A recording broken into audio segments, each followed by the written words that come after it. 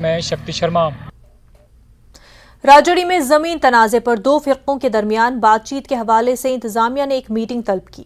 Meeting में मुस्लिम welfare organisation मेंबरान ने शिरकत की। इंतजामिया ने दोनों फिरकों से मफाहमत से मसले को हल करने की अपील की। राजौरी में ये जमीन तनाजा हुआ।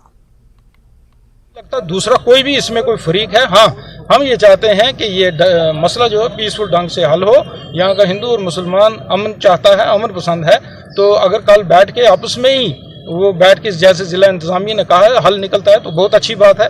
कल का दिन हम देते हैं। अगर हमारे साथ ज्यादती होती है, जो जिला इंतजामिया ने जो नाइंसाफी हमारे साथ वहाँ की 145 लगा के यही एक नाराजगी लेके हम यहाँ आए थे।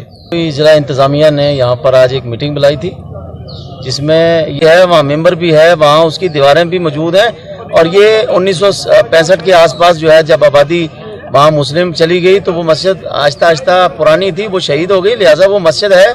कल भी मस्जिद थी, आज भी मस्जिद है और क़यामत तक मस्जिद। कश्मीरी पंडित मुलाजमीन ने जम्मू प्रेस क्लब के अहाते में एहतजाजी धरना दिया। मुजाहिरीन सरकार और इंतजामिया से नकल मकानी का मुतालबा कर रहे हैं। वजीर आजम बहाली पैकेज के तहत वादी कश्मीर में सरकारी मुलाजमत करने वाले कश्मीरी पंडित काफी खौफ की जिंदगी बसर कर रहे हैं। दर हकीकत वादी कश्मीर में चंद माह कबल कश्मीरी पंडित मुलाजमीन के बेईमाना कत्ल के बाद से कश्मीरी पंडित मुलाजमीन जम्मू में रिहैबिलिटेशन के दफ्तर के सामने 118 दिनों से एहतजाज कर रहे हैं। कश्मीरी पंडित मुलाजमीन ने सरकार से उन्हें जम्मू समेत दीगर महफूज इलाकों में मुंतकिल करने की मांग की है।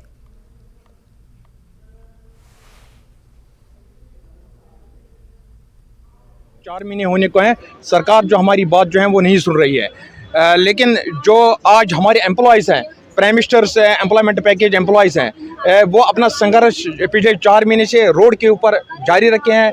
चाहे यहाँ बारिश हो या कड़ी धूप हो, इसमें भी वो अपने संघर्ष जो है वो जारी रखें। हमारी एक डिमांड है, वो एक रिलोकेशन है। रिलोकेशन में हम क्या कहना चाहते हैं, हम कहते हैं कि जो हम अटैचमेंट जो है रिलीफ एंड रिहैबिलिटेशन ऑर्गेनाइजेशन जो यहाँ हमारी अटैचमेंट वहाँ की जाए। और इसके लिए सरकार को एक इस रोड मैप को फुलफिल करने के लिए सरकार को एक कमेटी जो है वो कॉन्स्टिट्यूट करनी है। लेकिन अनफॉर्चुनेटली आज तक उस कमेटी का गठन नहीं हुआ।